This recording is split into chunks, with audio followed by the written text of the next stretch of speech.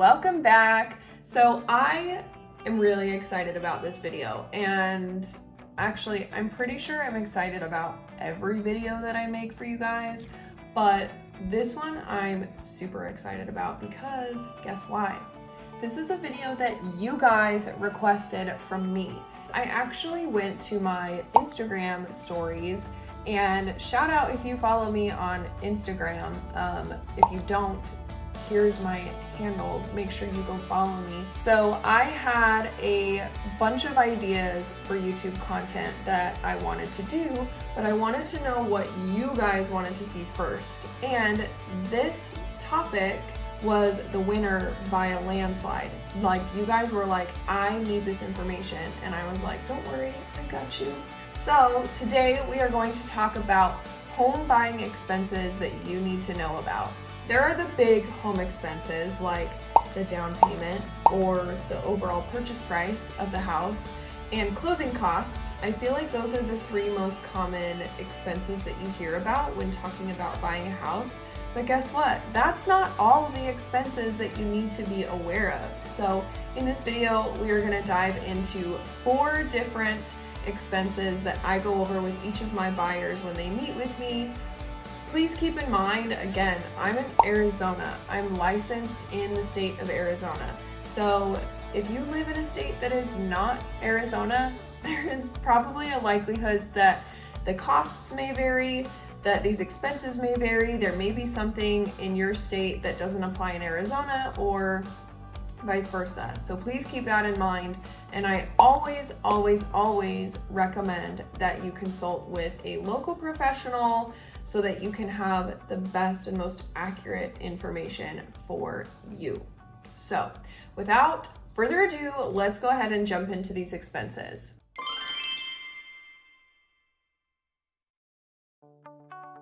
So the first expense that we are going to talk about is earnest deposit. So if you guys have already watched my home buying process video, you have already heard me talk about earnest deposit. So earnest deposit, earnest money deposit, it's all the same thing. So an earnest deposit is basically like a security deposit on a rental or on an apartment, but instead it's for a house. The other cool thing about the earnest deposit is it actually goes towards your down payment and closing costs. Quick example, let's say you were going to put down $5,000 towards a house. Let's say that you use $2,000 of that as your earnest deposit. At the end of the process, when you close, you're only going to need to bring the additional $3,000 because that $2,000 is going to carry through the entire process. Your earnest deposit does go towards your down payment and closing costs, but we do need that little portion of it up front. It needs to be readily accessible. You have to be able to write a check or transfer it over when you go under contract, because that is paid usually 24 to 48 hours after you go under contract. So as far as an amount goes for the earnest deposit, usually what I recommend is at least 1 to 3% of the overall purchase price of the home. So if you're buying a $250,000 house, 1% of that is going to be $2,500.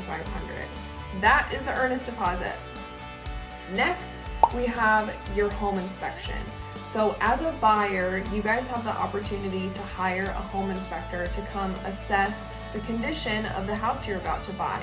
Each home inspector charges a different fee. So a home inspector's prices are going to vary by home inspector, but most of the time the prices vary based on the size and the age of the home that you're buying, as well as if you add on any additional inspections. For example, here in Arizona, a very common add-on inspection is a termite inspection.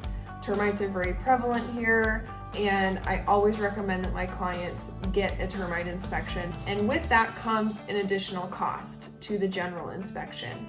Another good example here in Arizona is a pool inspection. There are a lot of people that buy homes with pools here in Arizona, and if that's the case, I always recommend that they get a pool inspection as well to see what the condition of the pool looks like, if the equipment is functional, and that type of thing. So when it's all said and done, you can probably expect to spend anywhere between $300 and $600 for a home inspection, including your add-ons. Again, consult with a local home inspector to make sure that that pricing is accurate, but this is, of course, just a ballpark idea for you guys. Next expense is a home appraisal. So an appraisal is where a licensed appraiser comes out and basically determines the value of the house in the current market. And again, with that service comes a fee. So what's really nice is your loan officer is actually going to be able to give you the exact amount for the appraisal once you've determined what loan type you're utilizing. So the pricing does vary based on which loan type and potentially loan program you select, but usually it's somewhere between $400 and $600 for that appraisal. And then lastly, the fourth expense that we're going to talk about is a home warranty.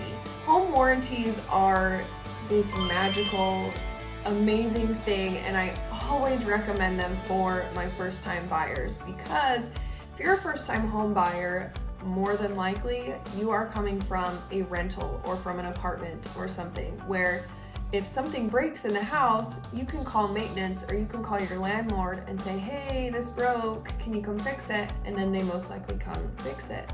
So when you're transitioning into buying your own house, I get a lot of clients that are concerned about maintenance costs. Well, guess what? This is where a home warranty really comes in handy. So a home warranty can be ordered to cover major appliances like your washer, dryer, stove, refrigerator, your AC unit, your water heater, things like that, in case they break or need to be replaced. Usually, home warranties are good for 1 year after your closing date. So ordering a home warranty is just a really great way to avoid any major unexpected expenses in that first year of homeownership. Most likely, you can probably expect to spend somewhere between, again, $300 and $600 for a home warranty. That is a one-time cost. It is not a per month cost. You pay it one time for the entire year. And again, it's usually something I like to recommend. So here's a good story about getting a home warranty. I had a client that closed on her house on July 31st. She sent me a text on August 3rd that her AC had gone out and it was like 80, 90 degrees in her house. And this is end of July. It's hot in Arizona. If you live in Arizona, you know exactly how hot it is on July 31st and August 3rd. She luckily had purchased a home warranty with her house, and she was able to call the home warranty people and they were able to get someone out to repair her AC unit within a day or two. That is the beauty of utilizing and purchasing a home warranty. Okay, you guys, so those are the 4 common home buying expenses that most people don't talk about. If you've ever heard me say you probably want at least $3,000 to $5,000 in your bank account before you go purchase a home, it's to cover those 4 expenses and then have a little bit extra as well. Before I actually wrap up this video, I do want to talk a little bit about both closing costs and down payment. I'll probably do a deeper dive video on this at some point in the future, but we'll go over it now just in case. Closing costs and your down payment are separate things. So there's a lot of misconception and misunderstanding about closing costs and down payment. Closing costs are going to include fees like the property taxes for the house, the fees for the lender doing your loan, the fees for the title company doing the title insurance and all of that, as well as if you are buying a house that is in a homeowners association, there are likely fees associated with that as well. So those are some of the most common ones, but they just lump them all together and they call them closing costs. Closing costs are going to vary based on the purchase price of your house. So usually I tell people closing costs are usually somewhere between 2 to 3% of the purchase price of your home. Again, double check with your lender or your realtor if you are going through the process right now to get an estimated amount of what your closing costs are going to be. The thing about closing costs is every home sale has buyer closing costs and seller closing costs, and they're actually negotiable. So in some cases, as a buyer, you can ask the seller to pay for a portion or all of your closing costs, which is really cool. Talk to your real estate agent, talk to your realtor, and ask what the likelihood of being able to negotiate that is in your current market. I usually tell my clients if they can cover their own closing costs, it will most likely give them a stronger offer. So that's what I like to recommend. But again, check with a local professional and see if that's something you can possibly work out. That's the cool thing about closing costs. Now, the down payment, on the other hand, is something that is required usually with every loan, except for certain loan types. There are certain loan types that do not have a down payment requirement, but the ones that do, usually the minimum down payment is between 3 and 5% of the overall purchase price. Your loan officer will be able to give you more details on the down payment requirement for the loan that you have selected, but you can pretty much guesstimate somewhere between 3 and 5%. Okay, you guys, so those are some home buying expenses to know about. I really hope that that type of information is really helpful for you guys when trying to figure out, okay, how much money do I really need in the bank before I can start buying a house? Like I said before, I usually try to tell people on a very general basis, at least 3,000 to 5,000 is a good start. I've had clients close with less than that. I've had clients close with more than that. So it's really just kind of an even balance. Again, check with a local professional.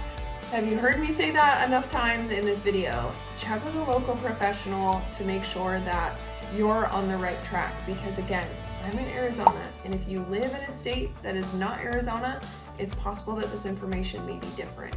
If you learned something in this video, please make sure to give it a thumbs up so that I know to keep creating more content like this. And also make sure that you go ahead and subscribe to my channel. I want you guys to know when I have new videos coming out, and I would love, love, love your support of my channel. And then if you have any other questions or suggestions for videos you want me to make in the future, go ahead and drop those in the comments below. I'm always accepting suggestions because at the end of the day, you guys, I make content for you. Thanks so much for being here. I appreciate you guys so much. I hope you have a fabulous day, and I will see you in the next one.